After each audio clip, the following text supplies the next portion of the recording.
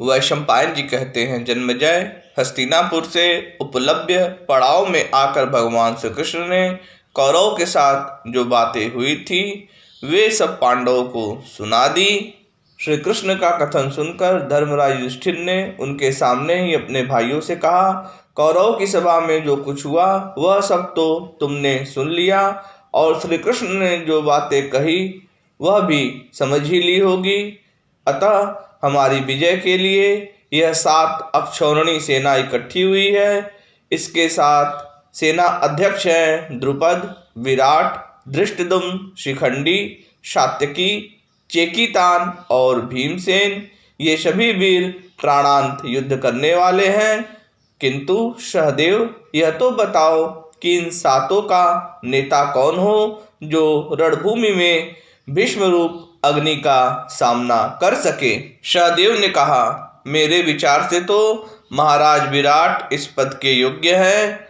फिर नकुल ने कहा, मैं तो आयु, शास्त्र ज्ञान, कुलीनता और धर्म की दृष्टि से महाराज द्रुपद को इस पद के योग्य समझता हूँ। इस प्रकार माद्री कुमारों के कहने पर अर्जुन ने कहा, मैं धृष्टद्युम्न को प्रधान सेनापति होने के योग्य समझता हूँ। ये धनुष, कवच और तलवार धारण किए हुए रथ पर चढ़े हुए ही अग्निकुंड से प्रकट हुए हैं। इनके सिवा मुझे ऐसा कोई वीर दिखाई नहीं देता जो महाव्रती भीष्म जी के सामने डट सके। भीमसेन बोले, द्रुपद पुत्र शिखंडी का जन्म भीष्म जी के वध के लिए हुआ है, अतः मेरे विचार से ये ही प्रधान सेनापति होने चाहिए। यह सुनकर राजा युधिष्ठिर ने कहा, भाइयों, धर्ममूर्ति श्री कृष्ण सारे संसार के सारा सार और बलाबल को जानते हैं।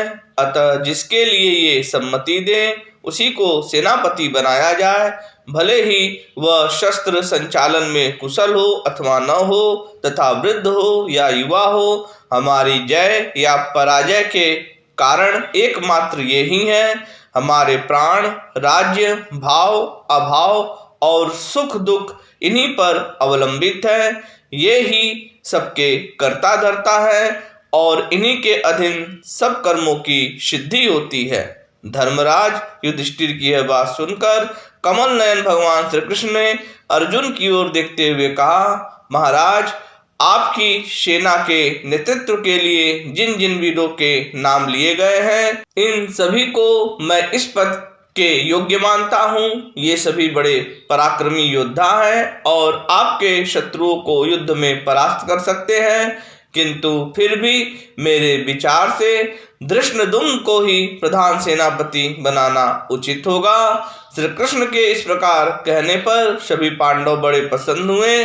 उन्होंने बड़ी हर्ष ध्वनि की। सब सैनिक चलने के लिए दौड़ धूप करने लगे।